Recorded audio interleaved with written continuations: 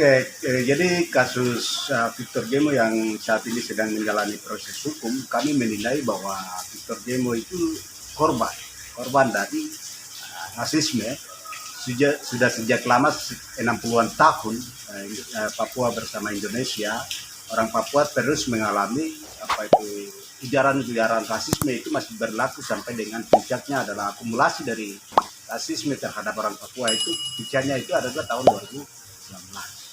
Dan pada saat itu kita melihat posisi Victor sebagai korban, bagian dari orang Papua yang merasa harga dirinya diinjak-injak, disamakan dengan hewan. Itu artinya bahwa Victor itu bagian dari korban dari rasisme Indonesia terhadap orang Papua.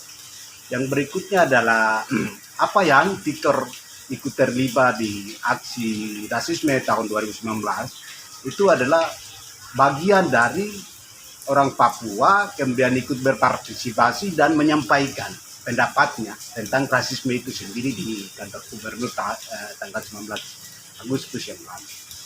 Jadi kami melihat Victor itu adalah korban. Yang berikutnya adalah kami melihat Victor ini aktivis politik Papua Merdeka yang sedang dikriminalisasi. Sesungguhnya pasal makar dan penghasutan yang dikenakan terhadap Victor Gemo sebenarnya tidak relevan. Ini hanya pasal-pasal karet yang mereka pakai untuk membungkam, tapi juga mengkriminalisasi terhadap Victor Gemo. Karena kita mengaitkan pasal makar dengan aksi rasisme yang dilakukan di tahun 2019 itu tidak relevan sekali, karena itu adalah aksi spontanitas rakyat Papua dan Victor pun ikut terlibat. Jadi ini pasal makar dan penghasutan itu adalah pasal karet untuk kriminalisasi Victor Gemo sebagai aktivis politik. Yang berikut adalah melihat Victor itu adalah korban. Victor ini aktivis politik Papua Merdeka yang sedang dikriminalisasi. Sesungguhnya pasal makar dan penghasutan yang dikenakan terhadap Victor Gemo sebenarnya tidak relevan. Ini hanya pasal-pasal karet yang mereka pakai untuk membungkam, tapi juga mengkriminalisasi terhadap Victor Gemo.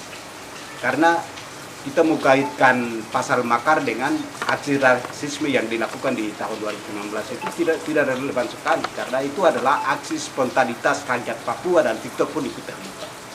Jadi ini pasal makar dan penghasutan itu adalah pasal karet untuk kriminalisasi Victor Gemo sebagai aktivis politik.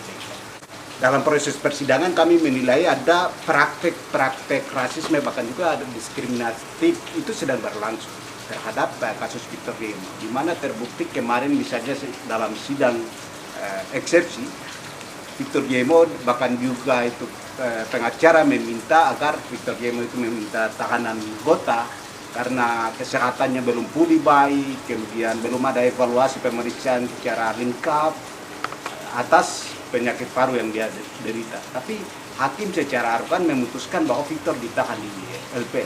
Kami sangat khawatir. Ini sengaja ditahan di LP, Victor ke depan misalnya kalau sakitnya kambuh kembali, itu nyawanya sangat terancam. Jadi kami melihat hakim bahkan juga kejaksaan tidak mempertimbangkan dan memperdulikan kesehatan dan hak-haknya sebagai tersangka, tapi juga sebagai dari perspektif humanisme, hak asasi manusia, kesehatan dia perlu diperhatikan. Dan bila perlu itu kasih keluar dari LP dan dia jadi tahanan.